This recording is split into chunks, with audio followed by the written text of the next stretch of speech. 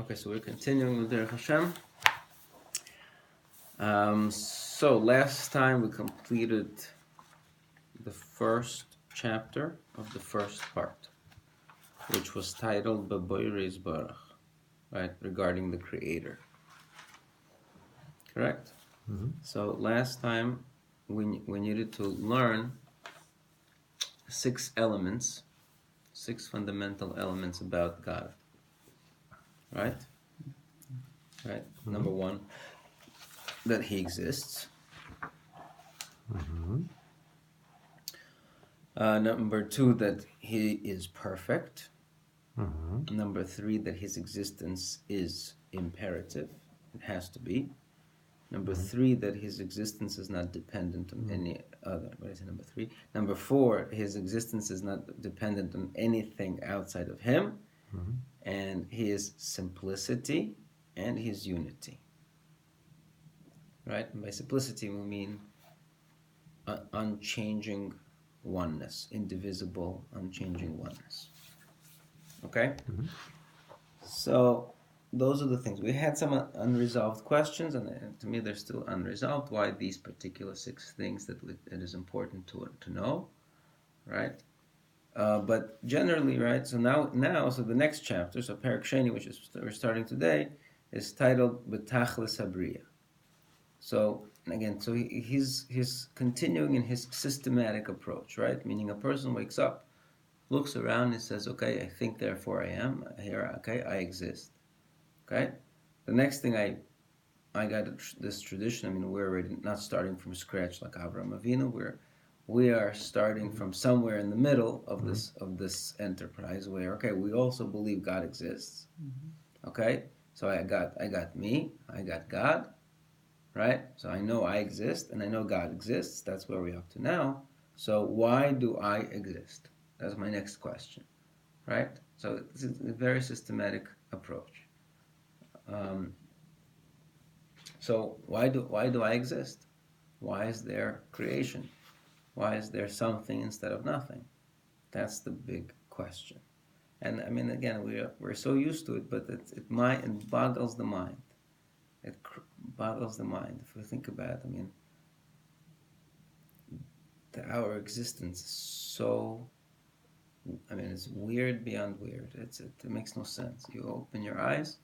You're supposed to, every day, you're supposed to look at this and say, what in the world is going on? Like, why am I here? Like, it just doesn't make any sense. It does not make any sense for us to exist.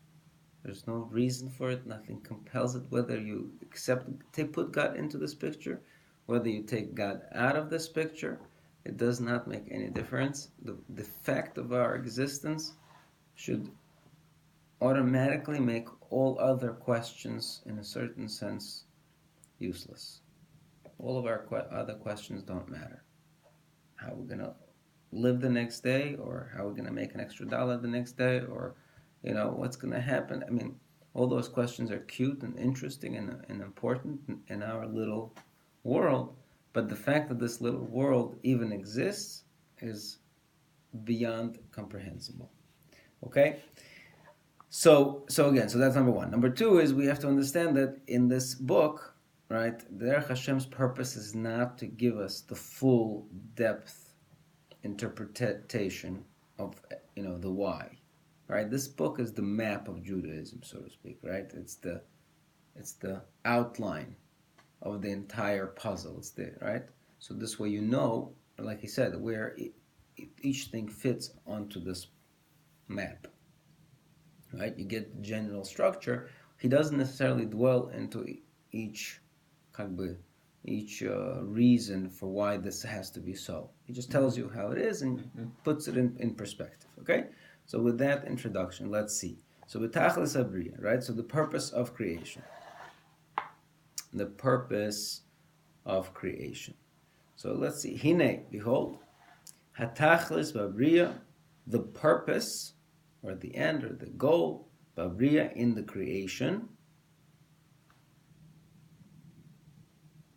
Hoya was lehetiv mituvoi, to bestow good, to benefit, right? To bestow good from his goodness, is Baruch Shmoy, must be his name, Lizulosoi, to somebody outside of him. Okay, so that's it. So Hatachlis Vabriya, the goal in creation is to benefit, to bestow goodness to someone outside of him. Okay, so this comes from a pasuk, I presume. Right, there's a pasuk, famous pasuk that says Olam Chesed Yibana, right? That Olam, the world, Chesed Yibana, the kindness created it, right? So meaning, what we know, we can't really understand fully what the purpose of creation was, but we can understand, or we have a tradition that says it's a pure act of kindness by the Creator, right? We can't really fully understand how that works. Why can't we understand fully why that works? I mean, because again, we said in the previous chapter that HaShem has this simplicity, right? In other words, we can't even begin to discuss Hashem's deciding to do something, because that would imply a lack of simplicity. That would imply that there was a state before this decision and there was a state after this decision, right? So we don't fully understand how in the world it's possible that the world comes about. So as much as we can understand, or as much as God kind of allowed us to understand for our purposes, is that Olam Chesed Yibana, the world was created with kindness. It's an act of pure kindness on the side of the Creator, right? Lehitiv L'Zulosoi, he wanted to bestow goodness on somebody outside of him. Mm-hmm. Okay. So again, we have to understand that this is a chiddush. What's the chiddush over here? That in a certain sense, it displays a picture of God lacking something. Right? What is he lacking? Us. He's lacking, right, the recipient. He's lacking somebody to bestow goodness to. He's missing. He wants to give good, and there's nobody around. He's lonely. Right? He's missing. Is missing somebody to express his. He has this good inside of him, and is missing somebody to express it to. Right? So that's a lacking. So there's a depth here, meaning, again, we know that God is not lacking. That was the first thing that we learned in last week's chapter. God is perfect. God is not lacking. Can't be lacking in anything.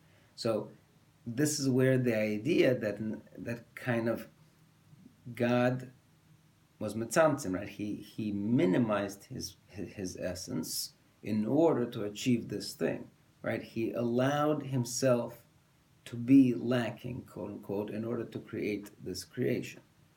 So again, do we fully understand it? No, we can't possibly fully understand it, but we have to understand it even to this point that his goodness, this goodness that God kind of put on himself, is includes in it the fact that he kind of made himself lacking. He made himself needing this. Okay, and this goes into what's important. Why again? Let's retract. We can ask ourselves, why is that important for us to know? Right? If this book is for us, right? It's our Judaism is for us, meaning we presume that God does not need our avodah. God doesn't need these mitzvahs. It is for us. So why is it something? Why is it something that we need to know? What the reason for God's creation? Maybe there is no reason. I don't know. But He told us to do it. Why is it important for us to know? So I think that the answer is that, again, we need to know that in the very kind of DNA of this creation is chesed. Right? The whole, from the very beginning, from the kind of the infinitesimal start of this whole enterprise, there was this chesed.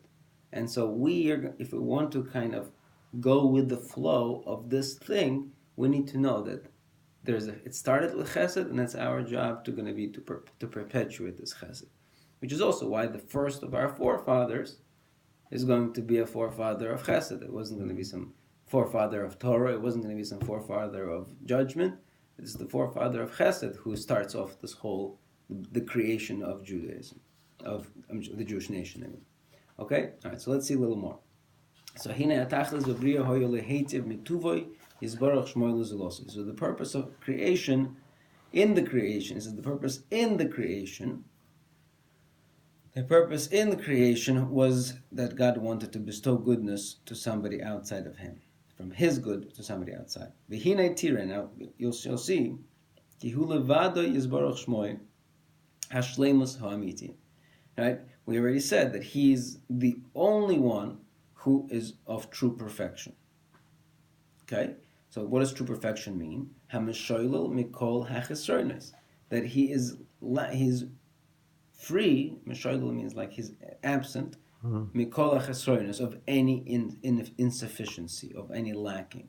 Right? So that's what perfection means. Perfection means no imperfections. Right? Good.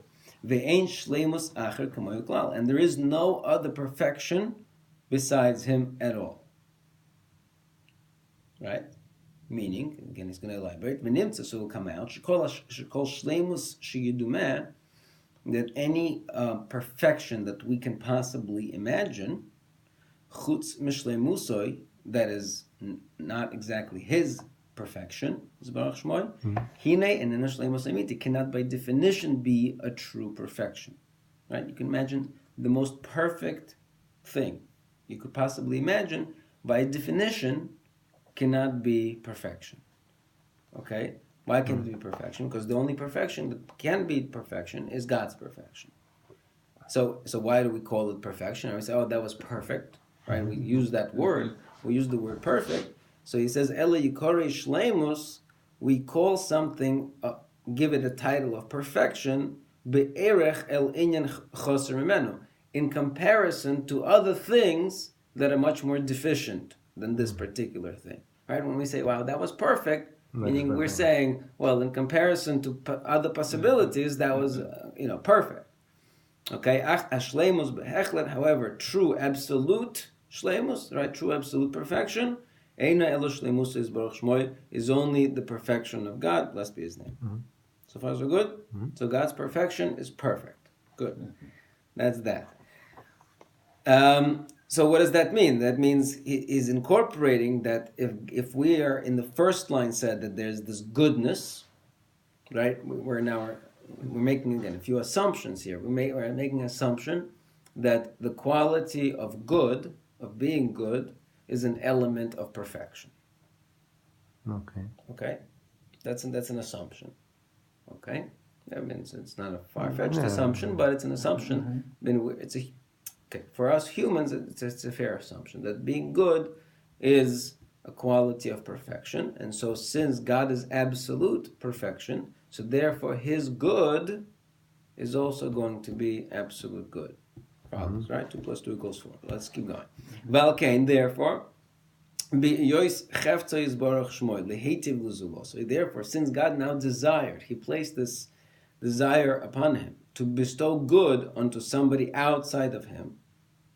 Okay, lo yaspik loy, He wouldn't be satisfied, it wouldn't be sufficient for Him, to now to benefit somebody, to bestow this goodness in a ktsas way, in a little bit, only give Him a little bit of goodness, right? So it's two things that happen. So again, God's perfect, goodness is perfection, so His goodness is also perfect and complete. Therefore, if He wants to have an expression of His goodness, that expression also has to be as complete as possible. Okay? So, Ela b'yoysumetiv tachlis hatoiv, rather He would want to give a complete of goodness, she'efshur lebruyim she'ikablu, in as much, now there's one limitation here, she'efshur lebruyim she'ikablu, He can only bestow as much goodness as the creations can possibly accept, sustain, right? So from His perspective, from the perspective of the giver of good, He's saying there is no limit. There is by God's nature, has to be, right? The nature of a perfect being is to also do perfection. And so if God is a perfect being, and goodness is a perfect quality, then God's goodness must be perfect. So therefore, he has to bestow goodness in its complete and utter way. The only one limitation is the creations, the receptacle of this creation has to be able to accept it. Good. Lo yistapik sorry, hold on. Yeah, and since God is this only true goodness, lo yistapik cheftzai hatov, his good will not be satisfied until he benefits this thing that's outside of him, batov hahu atzmai, in that very good that is the perfect good, shehu bo yisborach, that is located in him, mitzad atzmai, from his essence, shehu hatov hasholim ha'amiti. Okay, and he is the good that is perfect. Right? So what he's saying is, saying an amazing thing now, again, this is a very basic thing, is that,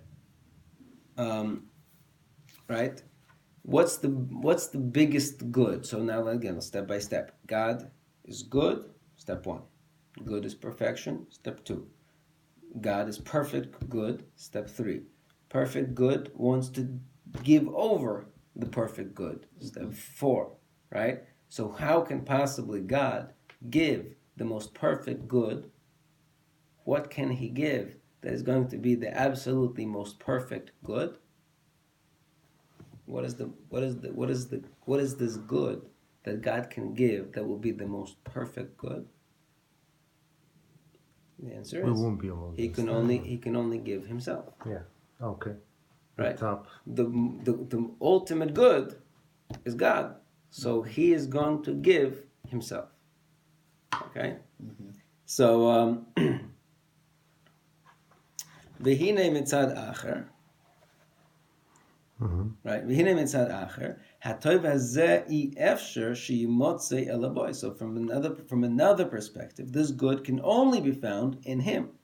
Al kain, therefore, gozra chachmosoi, so his wisdom decreed, shemitzius ha'atov ha'amiti hazois, the existence of this perfect, true goodness, will be expressed in this way, that he will allow for a place, labruyim, for the creations, to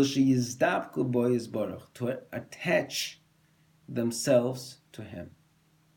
Right? So the way to get this ultimate goodness that God can possibly provide is by plugging into it, plugging into that ultimate goodness. V'oz nimtza, so then we find shema shemitzad atzmom I efsher sheyisoru b'shleimusoi is baruch shmoi. So now, even though, right, they themselves, 1 second. I don't know if I read that right. So even though, from their perspective, they cannot be called perfect, right? So this creations, whoever they are, we didn't define who this recipient is, but whoever this recipient is he going to be perfect? No. Is there any way that he can become perfect? In a way, no. But, right, so in mitzad atzma, from their perspective, from the perspective of the recipient, he cannot achieve, or he, she, or it, whatever this thing is going to be, that thing cannot achieve perfection, because by definition it's imperfect already. The only perfect being, as we said, was God. Right? But hine mitzad his davkom boy, but via this new given ability to attach themselves to the Creator, yagia lahem, so then there will be coming to them be'oiso hashir she'efsher, in as much as possible, litoyer b'shleimusahu, to acquire this perfect good. Mitzad heyoisim is davkim boy, because now they're under his wing, meaning because they're now attached to him. And then now they can benefit from that goodness in as much as possible. So this is an incredible statement and a beautiful description of it.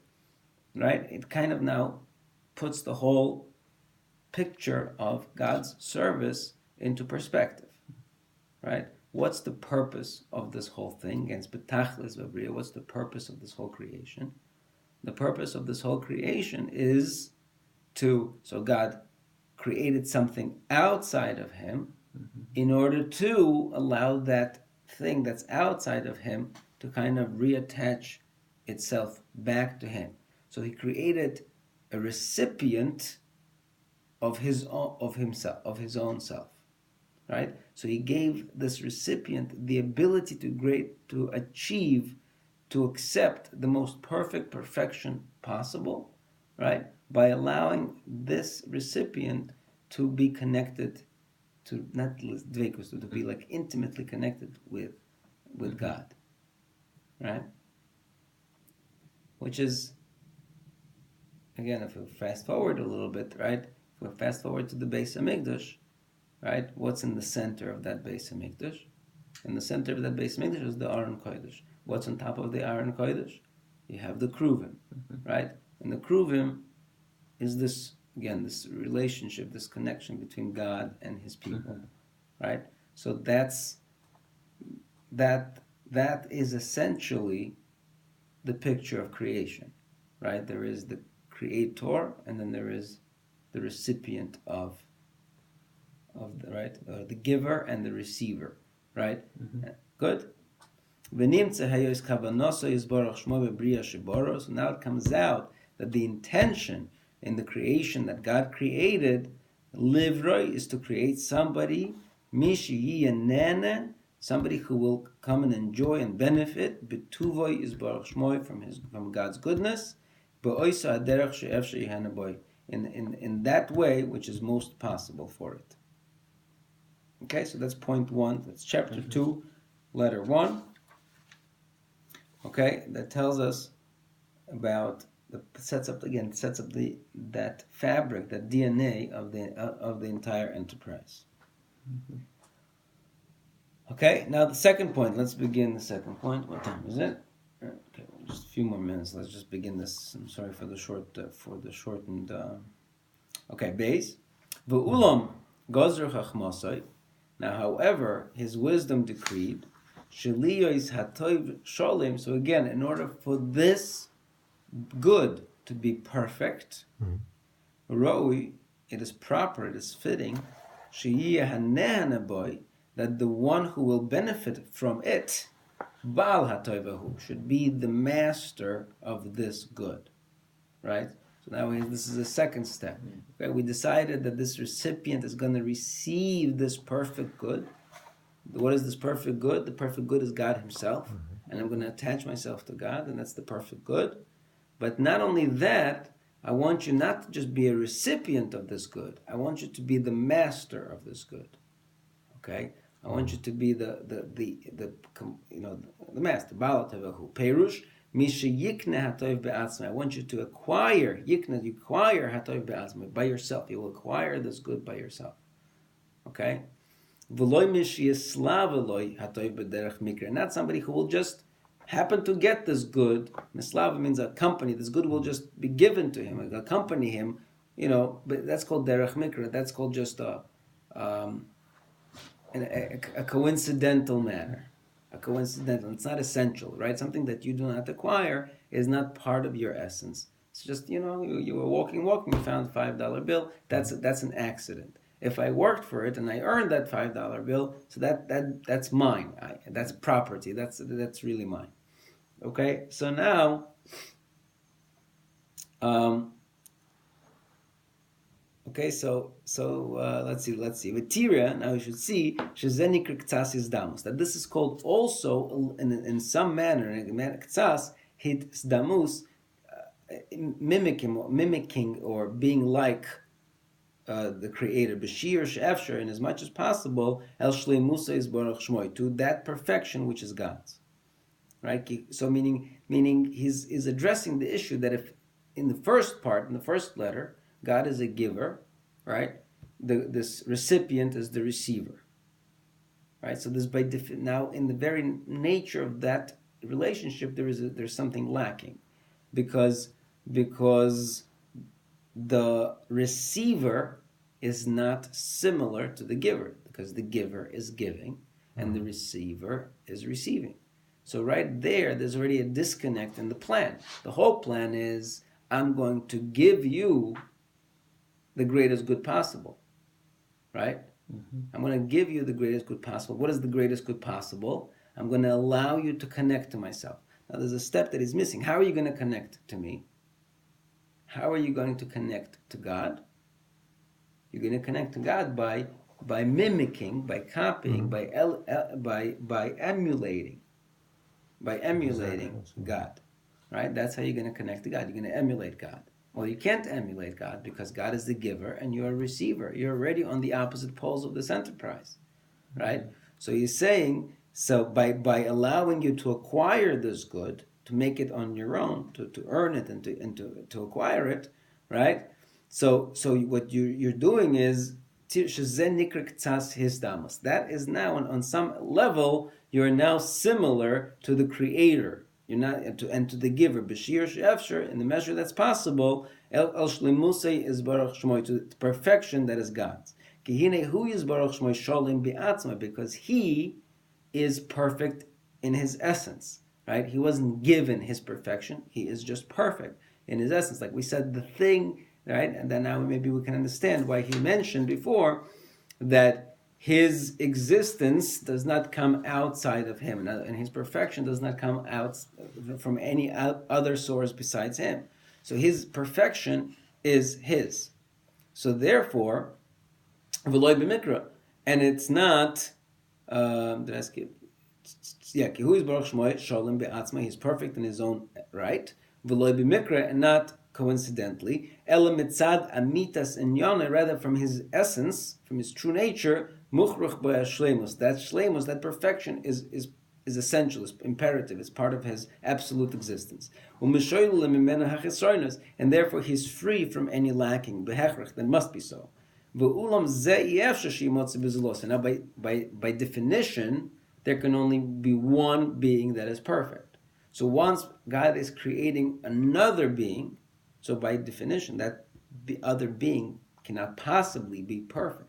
And if we're talking that God decided, I want this being to receive the ultimate perfection in as much as possible, right? So I have these limitations. How can I do that? How can I accomplish that?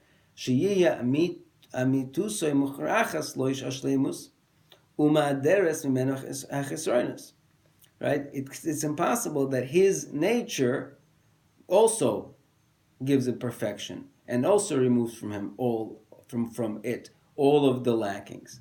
But at least in some way to be similar to this quality of essential perfection, that there has to be at least that he should be the one who acquires this perfection. It's a perfection that he I'm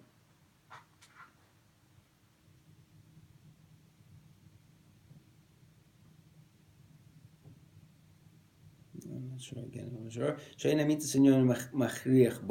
That I'm sorry. That even though it's not an absolute imperative perfection with his existence, but by acquiring it, it's as close as a person can get to having that perfection be an essential part of him. And therefore, I myself is the one who will be removing any imperfection from me. That, or as much as possible, right? So we're talking about that again. If the intention is for me to receive the ultimate good in as perfect good as possible, I am given a chance. The only way for me to do that is if I'm given a chance on my own to remove any imperfection that I have by working, right? So again, he's precluding what's going to come later. So by God allowing for me a system in which I am able to remove my imperfections, right? I am thus acquiring God's perfection in as much as humanly possible, and therefore I'm now attaching myself to the ultimate good, which is God, and so that's it. That's the greatest good that is possible. There is no other greater good than this, right? So therefore, I mean, it's, again, the system is quite amazing. Is that the by me working on perfecting myself, I'm actually allowing myself to become perfect, right? Much more than maybe we're talking about. There is kind of the game, and then there's the result. Meaning, my game is I'm playing a game in a certain sense. I'm perfecting myself. Okay, I'm working on my midos. I'm working on my character. I'm working on my discipline. I'm working on different things, and those little things. And every day, right? So today I'm better than I was yesterday because I improved myself in certain things, little things, small things.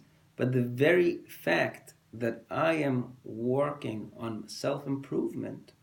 What is self-improvement? Self-improvement means I am removing from myself my imperfections, my shortcomings, my things that I'm lacking. I'm removing from that, from myself, that very formula, or that very mechanism allows me in some small way to become similar to the Creator, to the perfect Creator, and that allows me to attach myself back to that Creator, which allows me to receive the ultimate good. What is that?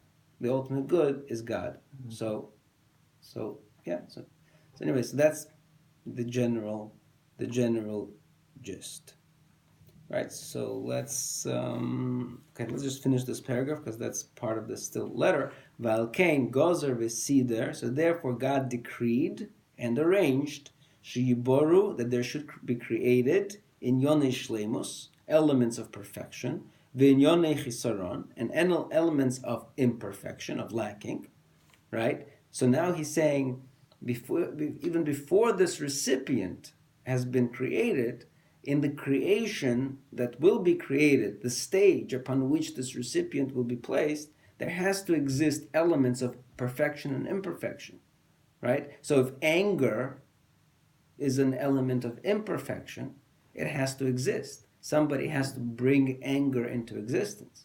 There has to be the possibility of anger in order for me to be able to overcome anger and become a more perfect being, right? So there has to be within the creation elements of perfection and elements of imperfection, right? V'tzibori bria, and then there will be a creation. This creation, she'iyah bo ha'efsharus l'shnei ha'inyanim b'shava. There has to be a creation that needs to be able to access both of these elements. It has to be given this choice, either to follow the road of imperfection, or turn around and follow the road towards perfection.